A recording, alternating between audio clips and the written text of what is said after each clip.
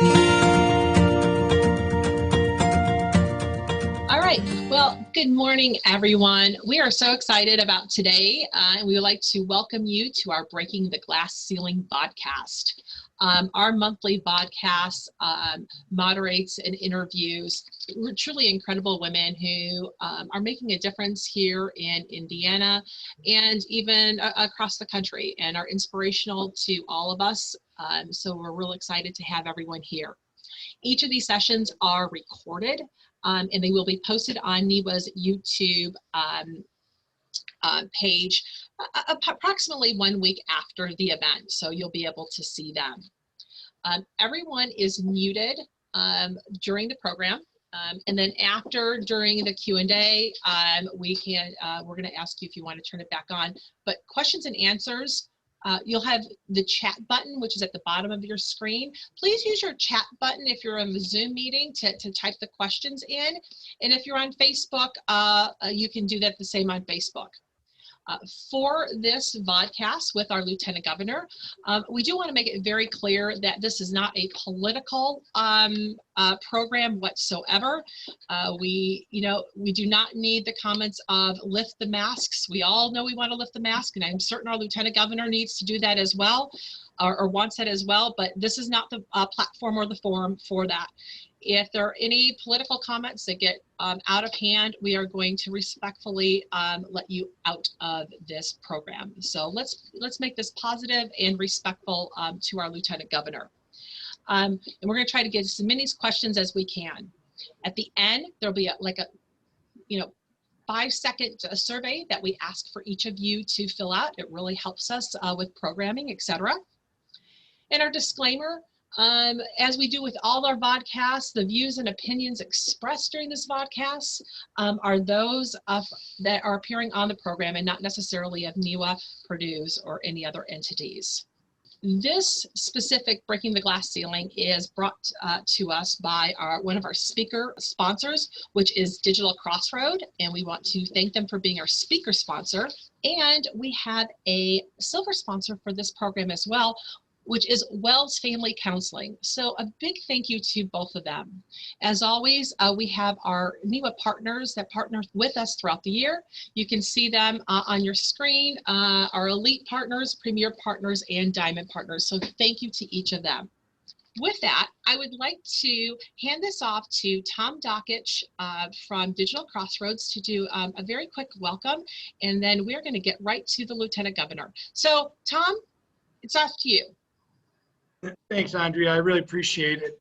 My name is Tom Dockich. I actually grew up in Northwest Indiana. I've lived in 7 different counties in Indiana. A lifelong Hoosier. I've known Lieutenant Governor for a long time and followed her career. There's nothing she hasn't done in state government, and that we're all better off for it. Great thing about living in Indiana, I firmly believe this, that Indiana is the best place in the world to live. I mean, our government just is better. We're better run. We compete with Illinois extremely well. We do things so well, and Suzanne Crouch has been in the middle of that her entire career. We're from opposite ends of the state, but she's been an amazing influence, and helps keep Governor Holcomb and his whole staff moving ahead. I want to talk for 30 seconds though about your organization. The first time I was introduced to your organization was about 4 years ago, and I walked into this speech, and there was Erica Dombey and Andrea were at the front, and there were so many people there. There was so much excitement. You guys were doing so many things. We decided we were going to be part of it. So from the time we started this data center up here, we're trying to be transformative in Northwest Indiana. We wanted to be part of this organization because there was so much enthusiasm. I've been to all your dinners in the last 4 years. Thrilled to be a part of it. Thank you for giving me 45 seconds or whatever it was to address this group. Dr. Lori Feldman and Dr. Karen Bishop Morris are much better at this than I am. They're our moderators today. And of course, Suzanne Crouch will be right behind them. So thank you for giving me a minute, and I'll turn it over to Lori. Thank you, Tom. Thank you so much for that nice introduction, and we're so glad to have your support. Welcome, everyone.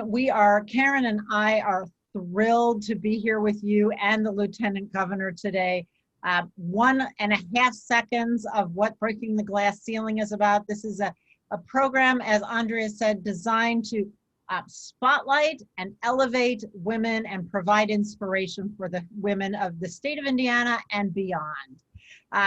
So I'd like to take a quick moment to introduce myself.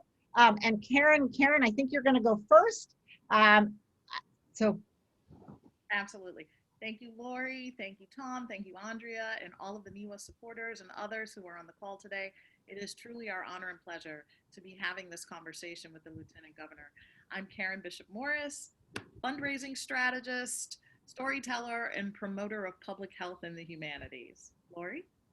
Awesome. And I am Lori Feldman. I'm a marketing strategist, but I also like to refer to myself as an impact creator, a fierce nurturer of talent, and a passionate advocate for women. And enough about us now. Let us get to our Lieutenant Governor, Suzanne Crouch. And let me, for those of you who may not know her, let me give you a brief bio of our Lieutenant Governor, and then we'll jump right into some questions. Proud to have been born and raised in Evansville, Indiana, Suzanne previously served as Indiana's state auditor since January of 2014. Before becoming auditor, she served as the state representative for House District 78, which encompasses part of Vanderburgh and Warwick counties. She was elected to the seat in 2005 and served as the vice chairman of the Ways and Means Committee and on the Public Health Committee.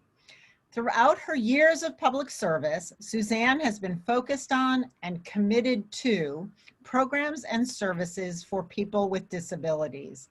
She was honored to receive the 2012 Public Policy Award from the ARC of Indiana for her work with people with disabilities and was named Legislator of the Year in 2011 by the Indiana Association of Rehabilitation Facilities.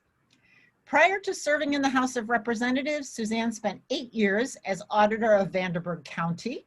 And during that time, her office received its first clean bill of health in decades from the State Board of Accountants. She then went on to serve as a Vanderburgh County Commissioner until joining the House. She presided as president of that body during her 3rd year.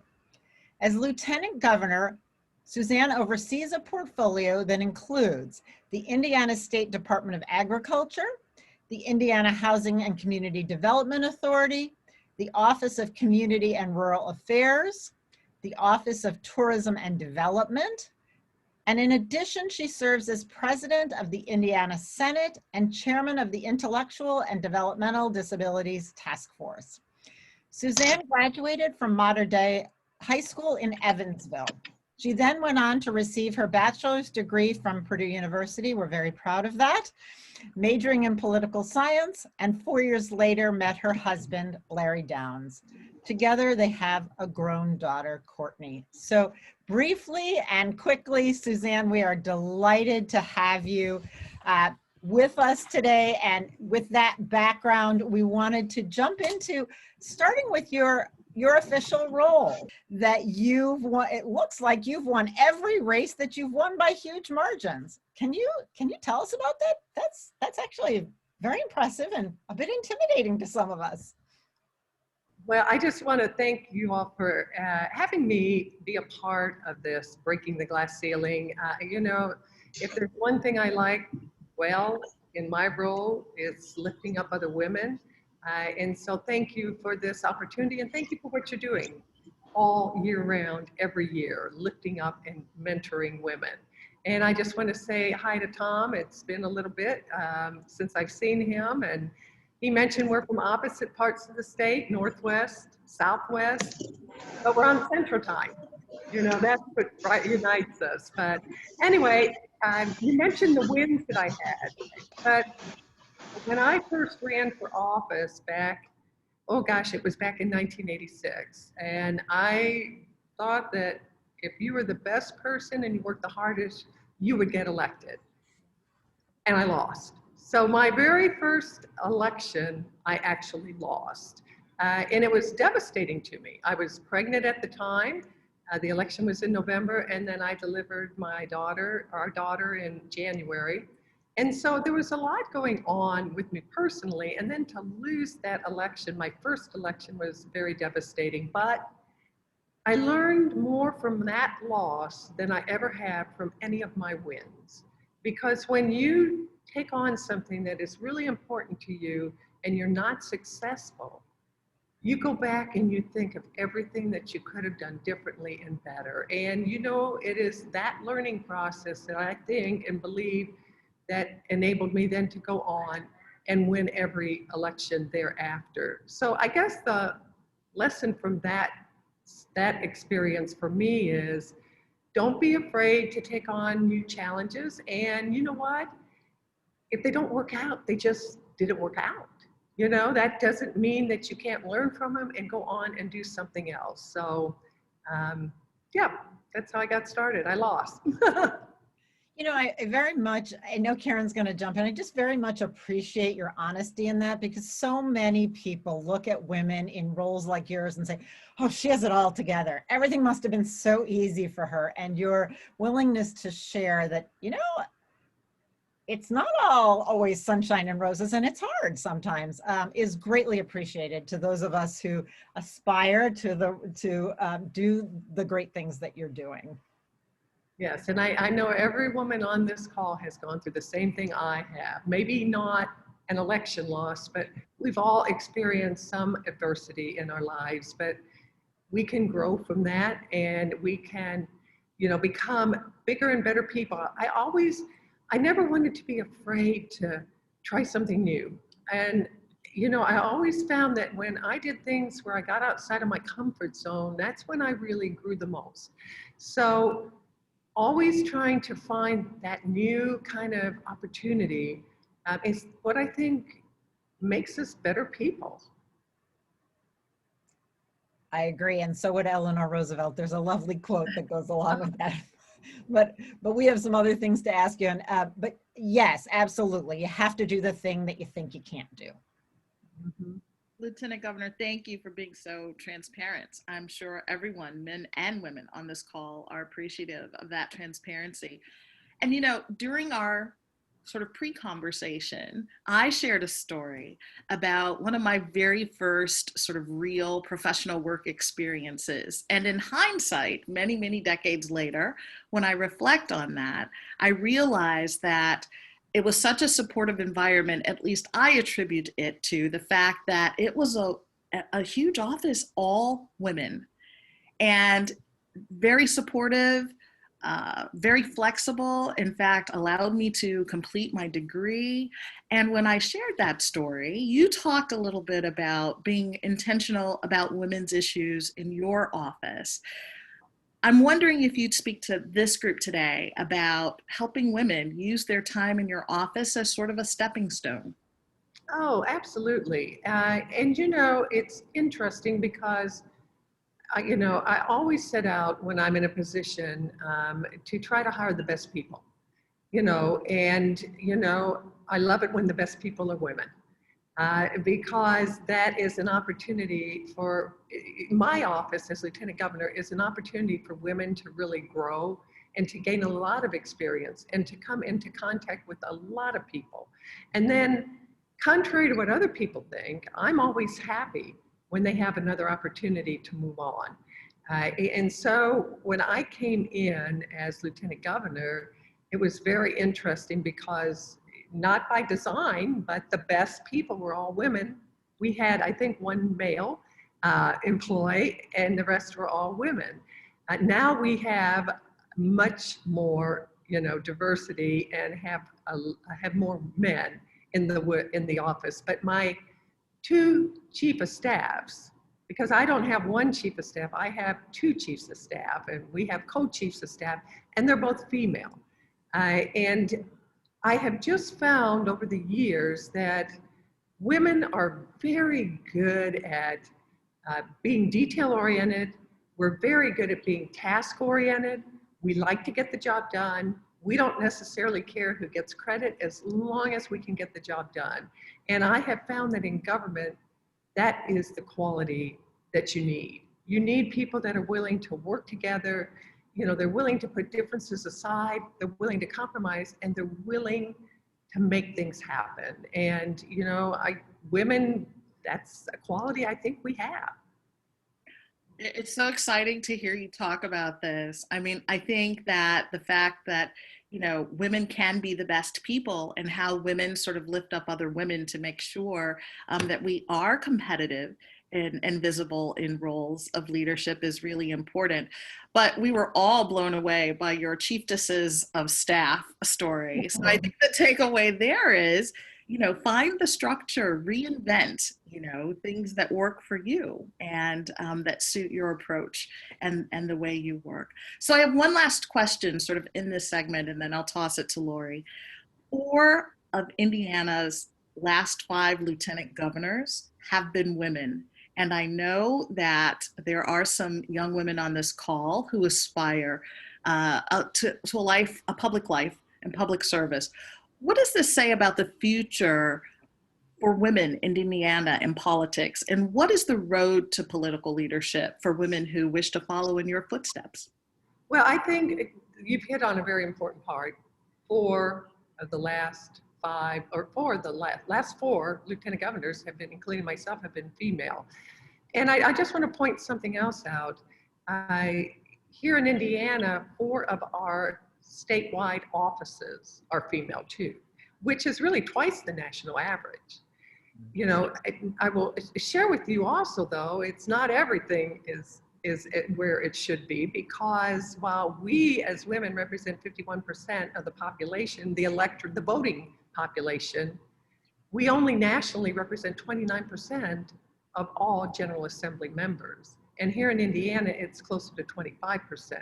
So in that policy making, lawmaking realm, we need more women to step up and to run for office. And women are successful when they do run for office. But it's hard to get women to run for office. They've done studies, and there's a number of things that they have found.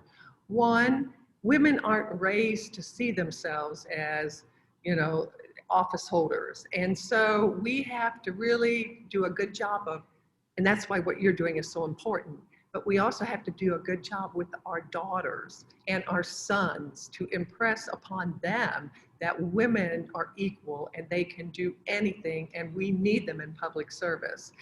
Another reason is women want to be asked, you know, because we don't see ourselves in that role. Sometimes it takes someone to ask us to do that and to run for office. And so that's why it's incumbent upon those of us that are in office to really seek out other women and to bring them up. I was a state representative at one time, and before that I was a county commissioner. And the state representative at the time moved over to the state senate, and she wanted a female to take her place. And she came to me and she talked me into running as a state representative. Had she not done that, my trajectory probably would have been totally different. So I just think it's so important that we lift up, mentor, and ask other women to participate in politics, in government, and really in our community and in our organizations.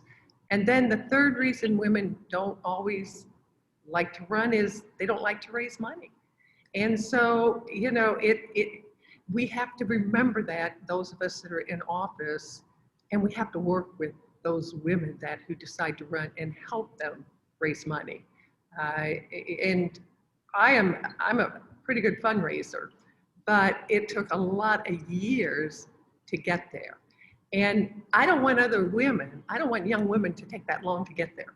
You know, I want them to be able to come out of the box. So we've got to identify women, we've got to ask women, we've got to mentor them, and then we've got to bring them up with us, because it's a lonely, lonely journey if you're on it all by yourself.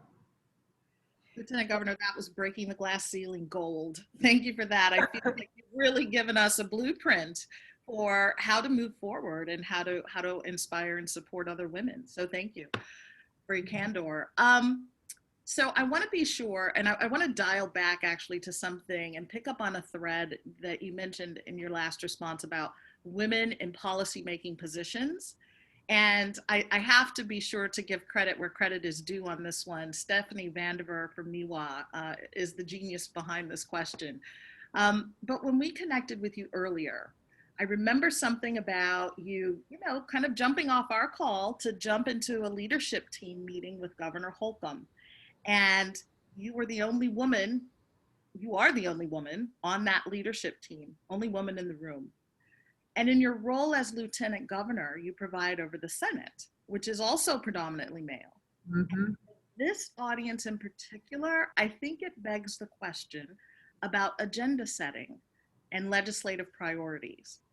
What can you share with us about how active of a role can you or do you play in choosing what bills make it to the floor?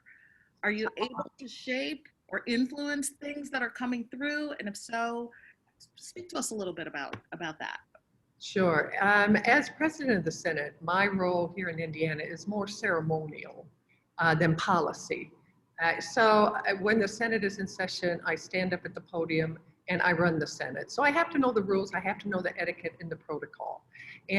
But in terms of assigning bills to committee and deciding what's important, that's not a role that I have. Now, having said that, I have a lot of influence.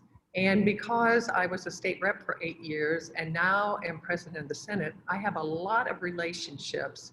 And so I leverage those relationships to try to influence those policymakers on issues that I think are important, that benefit women and really benefit everyone. And I had mentioned, I think I mentioned on my call that mental health is one of those areas that now I'm focused on. And an example in the leadership meeting this morning when we were talking about the budget, I said we need to be sure we have more money in the budget for mental health initiatives. So my role is ceremonial, but my relationships are real and I leverage them a lot. I love this. I loved what you just said, and it's a perfect transition to where we're going. And I'm thrilled that you talked about the importance of your relationships, right? The longer I have been employed and been in a leadership position, the more important I've realized that those relationships become, that the relationship almost is the thing that allows us to be successful. But I want to tie you back to what you just mentioned about one of your priorities. We know that one of your key initiatives of your office is mental health. And what I'm hoping we can have a conversation about at this point is about what's been on all of our minds for almost a year, almost exactly at this point, and that's COVID. And the impacts that COVID has had on the mental health of Hoosiers, due to isolation, due to quarantine, due to working from home. Karen and I are seeing this in our students, and we have a small population, but you also shared the fact that you're seeing this more broadly in the state, that there's been a significant increase in the number of 18 to 24-year-old Hoosiers, particularly, who are at much greater risk for mental health. Can you share a little bit more about what you're seeing and what's happening with respect to this? Many people sort of kept going, and are now hitting the pandemic wall. Well, you're absolutely right.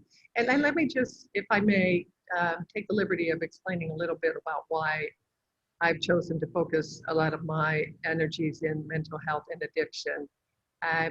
Governor Holcomb and I met after this election and talked about what we wanted to focus on over the next 4 years, above and beyond our normal duties and responsibilities.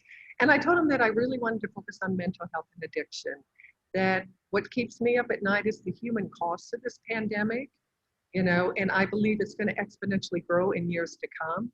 Not just the cost to families, but the cost to our budgets, not just in the public sector, but in the private sector. And so 1 out of 5 Hoosiers is struggling with mental health or addiction.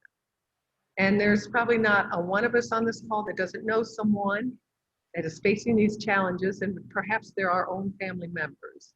And my family is no exception. My mother suffered from depression. My sister committed suicide. My brother's in recovery. He relapsed during COVID. I'm not sure he's back in recovery. Talk to him just about every day, but you know, we all are facing these issues. And as you pointed out, those who don't have those mental health and addiction issues, they're having to deal with this isolation and this anxiety. Our young people, we're seeing an increase in, you know, suicide ideation and in suicide attempts. And the number of calls to our suicide hotline has absolutely, I mean, it's like they've increased 800%. So it's a pandemic in and of itself. So how do we get help to people that really are struggling with these issues? And I'm on a journey to talk to as many people in that space as possible to figure out how I, in my position, can be most impactful and make a difference. And so, you know, it seems to me that it kind of comes down to 3 buckets when it deals with mental health. It's awareness, accessibility, and affordability. And so we have so much work to do in all of those areas. You know, I was blessed that, you know, the gene escaped me. But, you know, there are many people who, through no fault of their own, you know, have these challenges that they're trying to deal with. And it's incumbent upon us, all of us, to try to ensure that they have quality of life and equal opportunity to be successful. So we're seeing it and we're experiencing it everywhere. You mentioned your schools, you see it. I was at the Vigo County School District, and they talked about what they're seeing with their young people, but it's all ages and it's all socioeconomic groups, you know, because COVID has hit us all. You know, I wanted to, if you don't mind, I'm going to maybe throw another bucket at you. You talked about the 3 buckets. And All right. it seems to me, as you told your story, that maybe there's an acceptance bucket, right? That so many of us grew up in households where we just kept going. We didn't, you know, that, you know, we just have to pull ourselves up by the bootstraps. But, you know, you very eloquently said that this is no fault of your own. We are in unprecedented times, and this is something that asking for help is a sign of strength. Practically nobody alive has been through something like this. And so I'm throwing that out there as another bucket. I love it, and I like the fact that it's an A. So I like that: awareness, acceptance, accessibility, and affordability. Okay, now we have 4 buckets. Oh, good. I had an opportunity to impact the Lieutenant Governor. How excellent. How excellent. So, you know, you also talked with us about 2 of, you know, speaking of sort of this idea about awareness and acceptability, about 2 of your staffers who, you know, you might not have thought might have been affected by this, who maybe were introverts. And, you know, we might have thought, well, you know, introverts kind of like being at home. I have my 4 walls here and it's fine. I can see people when I want to see them. But it didn't actually sort of work out quite that way. Would you mind sharing that story with us? Well, I you know, everyone's different. And I will tell you that when Governor Holcomb said, go home and work from home, I actually packed all my stuff up and I went to Evansville, because I have an apartment. I live in Indianapolis during the week, but I travel to Evansville every weekend because my husband's there and it's my home, and so I go home. So when Governor Holcomb said, go home, I packed everything up and I went home, and I lasted for 2 days, and my husband packed my bags and waved me goodbye. So for me, working at home just was not an option. I'm not one of those people that can work at home. And all of a sudden, my chief of staff, my female chief of staff, Erin, started coming in and said, I can't work from home. And then Jody, my other chief of staff, came in and I can't work from home. And so we were the only 3 in our office, you know, for a couple of months. But, you know, I can't do the home thing. But COVID has changed everything. And it has changed where people are going to live, where they're going to work, you know, what's important to them. And, you know, our ability, and you know what, that's pretty liberating that we now are going to have more choices, you know, because companies are going to say, you know, some people do better working from home. You know, so you'll have, I think, as a result of COVID, we're going to have more choices moving forward. And I think that benefits us as women because we're more task oriented and we multitask so much that the more choices we have, the better we're going to be able to perform, in my opinion. Thank you for that. You know, I want to transition a bit to another priority that I know is really important to you. And I'm going to tie in something I found, and that is your work with the developmentally disabled. This has been a long-standing priority for you. And, you know, one of the, you led a task force in 2017, which conducted a broad assessment of intellectual and developmental disability services in the state of Indiana, which frankly hadn't taken place for decades, right? And one of the things that was passed, House Act 1507 which allowed groups to use that serve the developmentally disabled to rent school buses, right? Which seems on the face of it to be a very small thing. I venture to guess it's actually not a very small thing. So can you talk about why something that seems small on the face of it actually is so important for this group of Hoosiers? Oh, absolutely. You know, we all live in our own little worlds, and we, you know, tend to kind of think that is everyone's world. And, you know, what I always share with people that individuals with intellectual and developmental disabilities, and there's about 100,000 of those Hoosiers here in our state. They're Hoosiers with cerebral palsy, autism, or Down syndrome. But what I always say is our friends with disabilities are just friends with different abilities.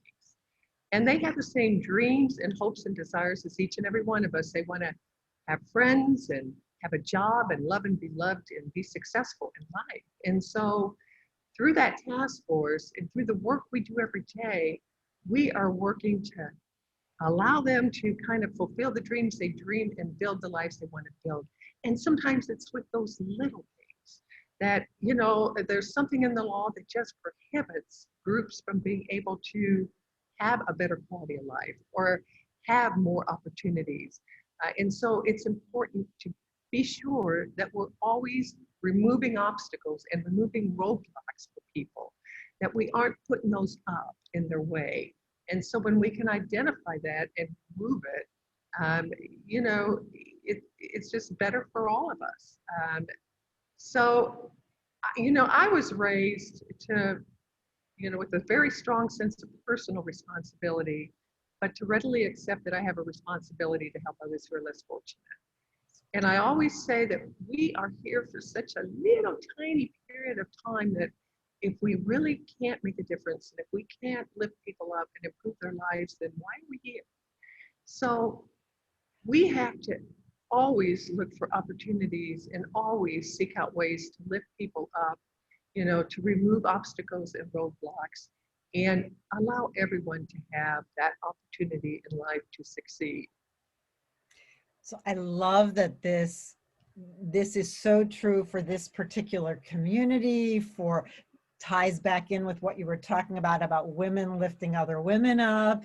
And as I turn this over to Karen, I just want to remind our audience that we will have a time for questions and answers. So if you are thinking of questions and something we've said or something else has triggered a question for the Lieutenant Governor, please feel free to put that in chat.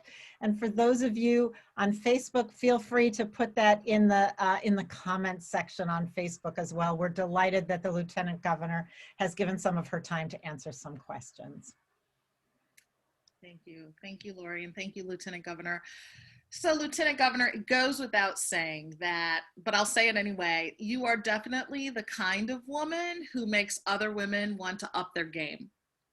So, for those of us on the call who are a part of NEWA, we know what it's like to attend a NEWA event, the networking, you know, sort of being with other women, your own tribe. But we also know that, you know, that doesn't happen accidentally. And so we're kind of a two-parter. What's the importance, do you think, of networking in organizations in the role of, you know, setting oneself up for success? But also, who is the someone or someone? Is there a story? Like, what was that critical opportunity for you and who made it happen? Mm. Um, you know, I think as we mentioned this earlier in our discussion, that relationships are so important. And at the end of the day, that's how you get things done. And that is how you move things forward, is through relationships. So that is where networking becomes so critical, is because it's allowing you to meet new people, and it's allowing you to develop relationships and to strengthen those relationships. Because at the end of the day, when you have those relationships, you can draw upon them to be able to get the strength you need to do things, whether that is within a new job opportunity or whether that's with getting involved with your community and volunteering. So that to me is why any opportunity to network is so important, because you have that chance to really develop and strengthen relationships. When I look at my life, and I don't look at my life very often. That's what these kind of calls are so interesting to me, because I'm the type of person that lives in the moment, and I'm always looking to the future, but I don't hold on to the past. So I don't think a lot about the past. So whenever I participate in these calls and these kind of, you know, discussions, it causes me to look back on my life and to kind of try to think, why am I the way I am? I mean, and you know, when I was young, I'm going to share the story. When I was very young, probably about 9, you know, I was actually almost 5'10", and I was taller than all the kids in the school and most of the teachers. And so what do kids do when kids are different? They make fun of them. And they would call me the Jolly Green Giant, and how's the weather up there? And so while that was funny to them, you know, to a young girl who was struggling to fit in, it was a very painful time in my life. And I remember talking to my father, because he had, I don't know for what reason, I just really was close to my father. And I talked to him and I said, you know, explain what was going on. And he said, you know, Suzanne, when kids are making fun of you, it's not because of you, it's because they themselves feel insecure. And he said, the best thing you can do is turn it into a joke, you know, trying to deflect it. So the next time they call me the Jolly Green Giant, I yell, ho, ho, ho, and, you know, the teasing eventually stopped. But what that taught me was that when I could accept and respect myself for who I am, then I could accept and respect the differences in other people. And it is those differences that make each of us so unique and so special. And I think that that is what we don't have enough going on in our world, is we have to accept and respect the differences in each other. And I think that we have a real opportunity as women to be able to lead by example. And that's why it's so important that we do lift up other women and that we lead by example. And we accept and respect each and every one of us, even though we're all different and we don't always agree. You know, we're people at the end of the day. And so when you asked about influence, who particularly influenced me, there were so many people that influenced me. But I think it is those early life experiences that define us. And that is why, just an aside, that's why early childhood education is so important, in my opinion. But that's another issue. So I would certainly agree with you there. Thank you for sharing such a deeply personal story. oh, I got a lot of them, let me tell you. So as we transition into the Q&A section, I actually saw a question that came up in chat that dovetails with what I am curious about, and that is that you are you hold the second highest elected position in the state of Indiana. And so in a role like yours, naturally everything, literally everything you do is highly scrutinized. I venture to say you can't walk to the washroom without people seeing you and wondering what's happening. And so I was hoping you might be able to share with us, a little bit of what that's like, or a story about how that, how that plays out in your own life. Because as women at every stage of our careers, we know that what we say and what we don't say, people see that, right? And how maybe you use that to advance some of the things that are important to you. Yeah, that's an interesting question. And I will tell you this, what I struggle with all the time is that I'm just Suzanne Crouch. I'm someone that works hard and I try to do what's right, and I try to help other people. And that's what I'm doing every single day. And what I always forget about is how important the office is, the office of Lieutenant Governor, because I just see myself as who I am. And I just have to continually think about how can I use my office, to benefit people. And so I think that is probably the hardest thing for me is I always forget about this is important and this is, this really means something to people, because to me it's just, it's my job and it's what I do and I do it the best I can. And so that's probably something I need to work on a little harder but I'm starting to learn, I'm starting to figure out that particularly in this area of mental health, that people, if I'm involved in that issue, then we're going to be able to move the ball forward. So I'm going to use my office to be able to do that. I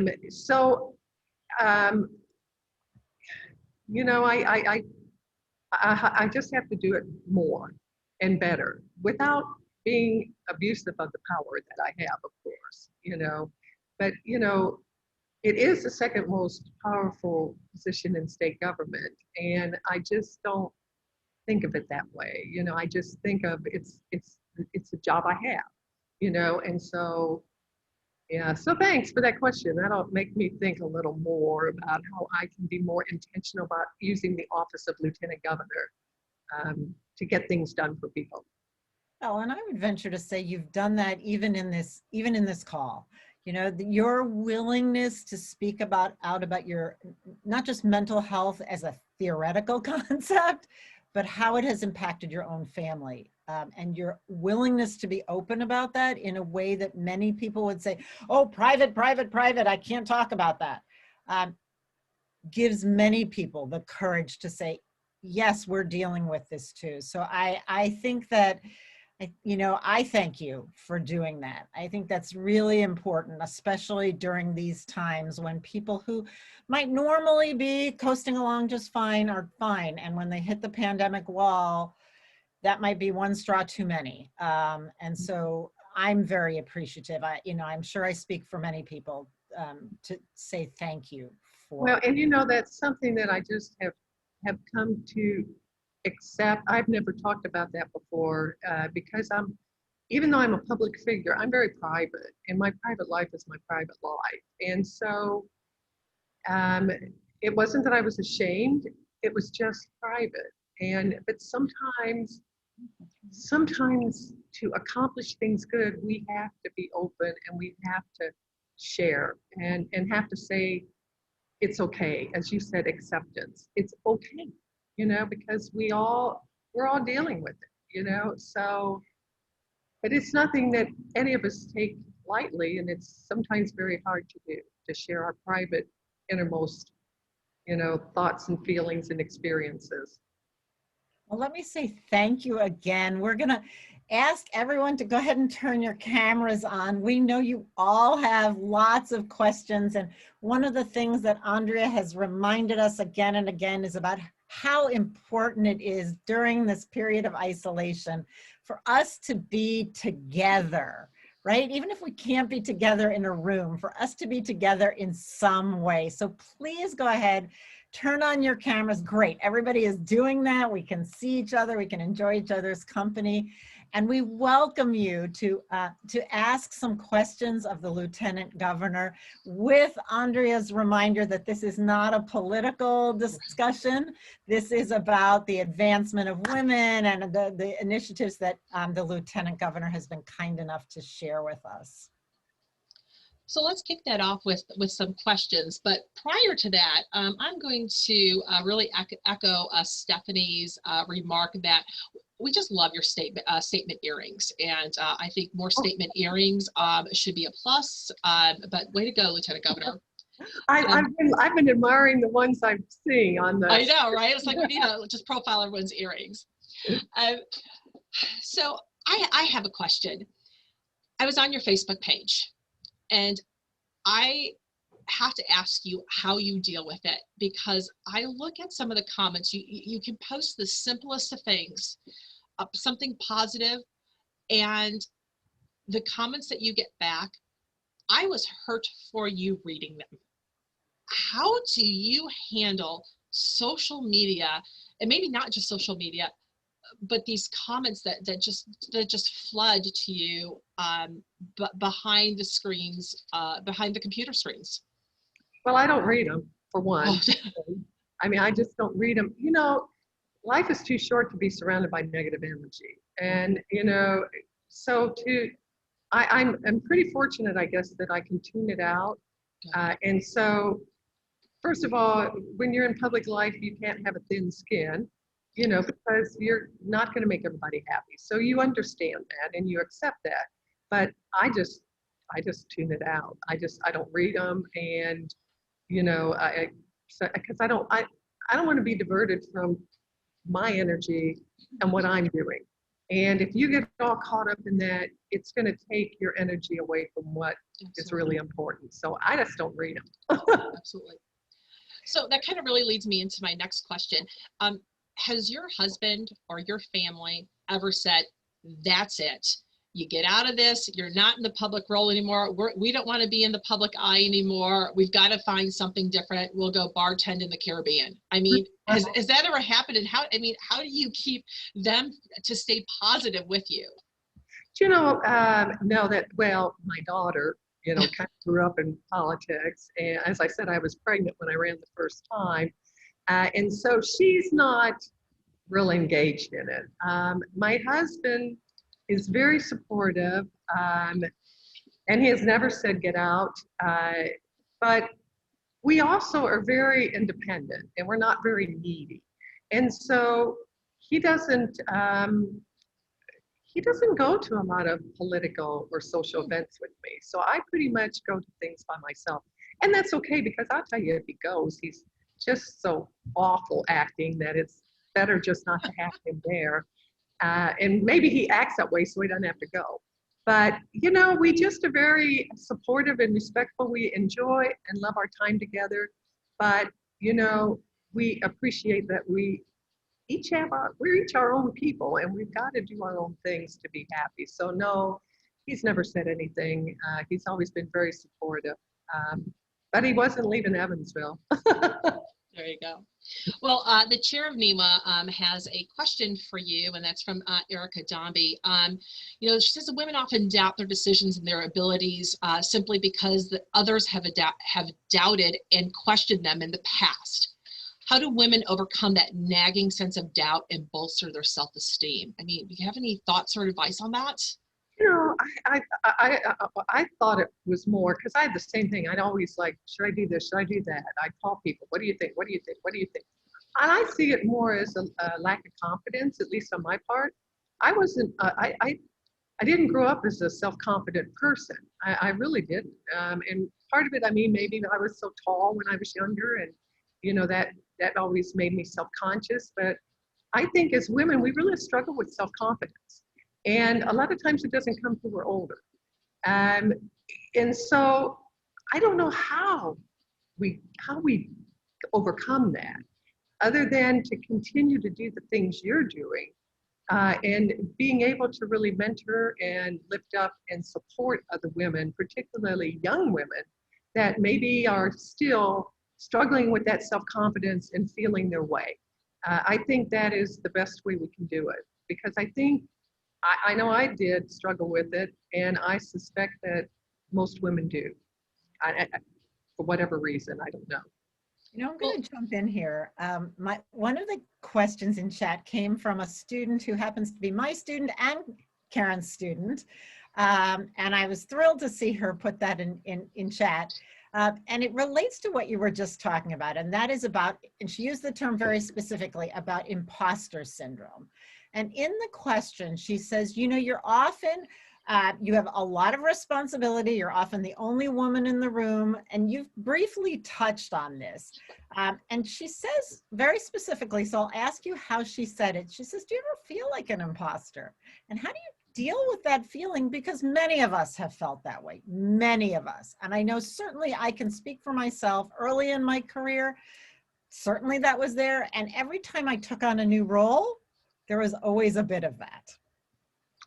So tell me what you mean by imposter. I'm not understanding that. Tell me what that means. Yeah, so I think what this young woman was saying is, I don't belong here. Why? Somebody, like, I'm in this role, but really me? Why me? Why? I don't belong here. I'm not good enough. Yeah, and how long before they figure out I shouldn't be here? Well, there's a difference between I shouldn't be here or why am I here. And I'll tell you, there have been times where I have felt uncomfortable, but by golly, I'm going to be there, you know? And I remember when I was a state rep, there was another state representative, and he'd always say, you know, if you're not on the menu, or no, he always would say, you better be at the table, because if you're not at the table, you might be on the menu. And that always kind of resonated with me. And so by golly, there may be times where I'm wondering why I'm at the table. There may be times when I'm thinking, this is really stupid, I'm here, but I'm there, you know, and I'm not on the menu. I'm there at the table. So I don't know about imposter, but, you know, I think there are times when we're all uncomfortable with where we are, but by golly, we're there, you know? So we just gotta suck it up and, you know, deal with the uncomfortable feelings, but by golly, we're there. Thank you. With your experience, you know, throughout your political career, we know nationally that there is a pay gap between women and men, right? Is there anything that the state of Indiana can do to help, you know, shorten that gap and get women to the same pay level as men? And whether it is our government or us, what can we do to eliminate that pay gap? You know, it's interesting because when I was a state rep, there was an amendment offered on a bill to require the state to look at their own employees and do a study on their own state employees to make sure that there was parity. And that amendment didn't pass. I voted for it, but it didn't pass. So I think we have to lead by example. I think that's where we should start, is we should start by looking at what we government is doing. And then, you know, I think we have to, I don't know, what are your thoughts on that? That's why we're asking you. You're our lead. Because I mean that's just such a problem that continues, and I don't think that there's an easy answer for that, you know. So I was just wondering, you know how it is addressed, and leading by example is perfect. Yeah, well, I think leading by example, but then I just, you know, I think we have to look and see what we're doing, you know, at the state level. And that's something I'm glad that question came up, because I remember voting for that, which it made perfect sense to me. And that was probably 15 years ago. So maybe that's something I think I might pursue. Thank you. So speaking of that, you voted for something that didn't happen. So how do you deal with when you and governor do not see eye to eye? I mean, does he get to play the governor card? Like he goes, well, that's just it because I'm the governor. Like, you know, playing the mom card. How does that work between you two? Do you know I am the lieutenant governor? Yes. He did ask me to serve with him as his governing partner. And we do have a lot of conversations all the time. I don't agree with every decision, but he is the governor. And so I am respectful of that relationship. And so, you know, I'll just leave it at that. But he wants your input, right? I mean, he's asking for sure. that. And so Yeah, those healthy debates. And sometimes I volunteer my input too. I'm not always asked. And I think it makes a difference, you know, because we're just, you know, I think he's an incredible leader. I have tremendous respect for him. But, you know, we come at things a little differently. And so I would say, you know, there are those few occasions where, you know, perhaps we don't agree, but he is the governor and I'm respectful of that. And, you know, who knows, maybe I'll be one day. Yeah. So there is one burning question that we have to get in here because it's come up in chat just a few times, Lieutenant Governor. How do you recharge your batteries? Because we know from at least one chiefess of staff that you have one speed and it's go. So how do you stay motivated? How do you recharge? You know, I guess I'm very lucky and blessed that I have a very, I guess, high metabolism. I mean, I just, and sometimes it is, you know, it's a handicap. I mean, because I'm going all the time, I'm thinking all the time, I'm doing all the time. And I have a hard time sometimes just coming down, you know, at night and taking myself down a notch. And I'll tell you the other problem I have with that is because I'm going in 10 million directions all the time and my mind's going, I'll start on one thing and then I'll get on something else and then I'll get on to something else. And then, you know, I mean, I don't know if any of you have that, Never you have. know. Well, but I just am lucky. I mean, if I get 6.5, you know, hours of sleep, 7 hours, that's fine. I think my biggest struggle is not having a balance in my life. When I'm in Indianapolis, I'm working, you know, I work nonstop, you know, I go at it all the time. And I don't necessarily eat right. I don't necessarily exercise right. When I go to Evansville, I eat right. I do yoga, I do weight training. But wouldn't it be better if I could kind of balance that out? But I think we struggle with that as women too. And We're going to end with one last question here. And we posed this to Kara, who we had on a couple weeks ago, up here in Northwest Indiana. Sometimes we feel isolated from Marion County, okay? You guys are down there and we're up here. And I think a lot of it has to do with the media because we're more Chicago-based media. But, you know, we want you to be more involved up here, Lieutenant Governor. We want you a part of us. If you're not feeling confident or if you're feeling unsure about something, you know, text our group. I mean, we'll give you all the high fives and raise you up. But what can we do to help keep you engaged with us up here in Northwest Indiana? Oh my goodness. Well, first of all, let me just say, coming from Evansville, Southwest Indiana, you know, and being involved in local government, we always felt that geographical, you know, distance, and we felt like we weren't apart. And the only time we heard from state government is if we got in trouble for something, you know. So it is so important. And when we're not in session, so session ends the end of April. When we're not in session, I travel the state probably 2-3 days a week because I think it's so important to be connected. You know, because we're going to accomplish so much more if we're working together and we're connected and we can leverage those relationships. So to the extent that you can let me know if there are important things that you think that my presence would help to elevate or, you know, would help to support, just let me know, let my office know. And, you know, like I said, I travel a lot, so I'll make a point of getting up there and being supportive and making those connections. Okay, great. So I want to thank our moderators and lieutenant governors. And you know what, guys, don't shut off yet. You know, give me 2 more minutes because there's some really great things. Because I'm going to call the lieutenant governor out on the carpet, like because she said that she, you know, to keep her updated and she'll get involved. Lieutenant Governor, influential women. is always the fourth Thursday in September. So this year it's September 30th. It's our 10th anniversary, and we have over 800 men and women that come together. And we would love for you to get this on your schedule, be our guest of honor, come and celebrate with us the great things that women can do.